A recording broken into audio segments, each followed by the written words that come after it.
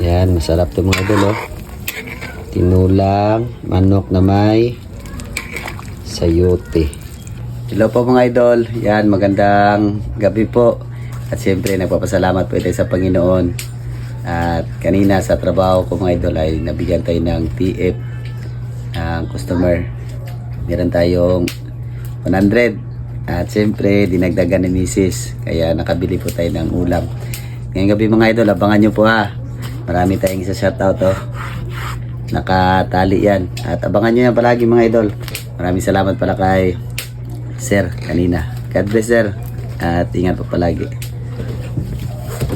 Ito mga idol ay nakagayad na po tayo ng ng mga ricado, kamatis, luya, sibuyas. Yan, at saka bawang. Ito pala yung pinabili ko sa anak ko mga idol.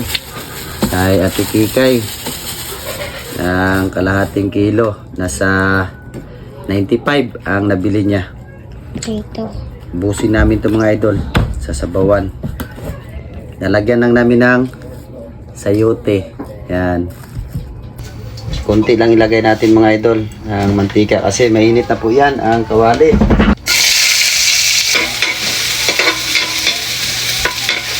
Lagay ang karne ng manok.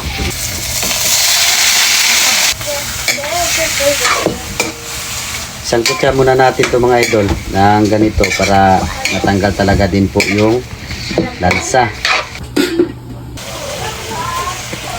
Masarap ito mga idol kasi sayote.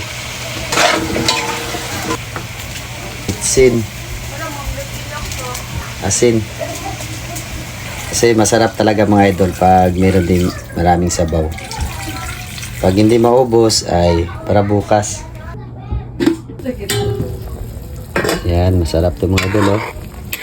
Tinulang manok na may sayote. Yan, napakasarap. Tapos may sili. Sarap to mga idol. Wow, kain po tayong lahat mga idol. The name, the Father, the Son, the Holy Spirit. Amen. Lord, salamat sa gracias imong gihatag sa mua. Salamat nga gihatag ni Lord sa musudan, Lord. Amen.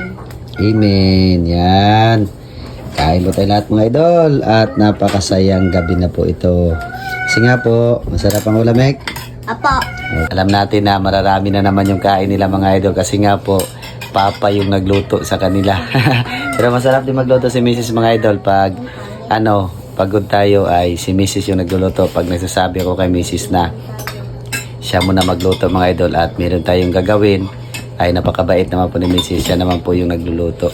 Tara, kain mo tayo lahat mga idol, oh. Sarap kasi maraming sayote. Yan. At meron pa yan doon mga idol kasi hindi nila inubos ng pagkuha. Kasi kalahating kilo yan. Masaya talaga ako mga idol kasi pag nakikita ko yung mga anak ko na nakakain sila at nabubusog. Kasi ako mga idol kahit sa tingin na lang, kahit konti lang yung ulam ay sapat na sa akin. Ganyan akong tatay mga idol para sa mga anak ko. Lagi ko talaga sila inuuna sa lahat-lahat. Ayaw ko talaga silang magutom at napariwara. Yan, at lagi ko yan silang inalagaan ng maayos. Kasi nga po idol, baka tatanda tayo at sila na rin po yung mag-alaga sa atin, sa amin ni Mrs. balang araw. At siguro may mga anak buhay na sila, magkaroon ng pamilya. Yun, at siyempre mahal natin yan sila mga idol. Tayo, mamaya na tayo kakain mga idol kasi meron pa akong ginagawa. Pa ako sa video para sa inyong lahat. Kain tayo mga idol. Ate. Kain tayo mga idol. Mikmek. Kain tayo mga idol. Dami na kain mga idol, oh.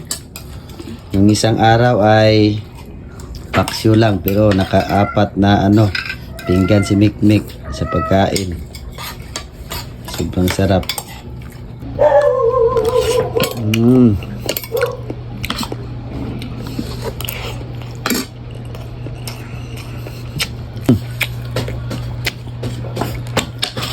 Sarap mga idol kasi maanghang. Sakto lang talaga yung pagkaluto ng sayote mga idol.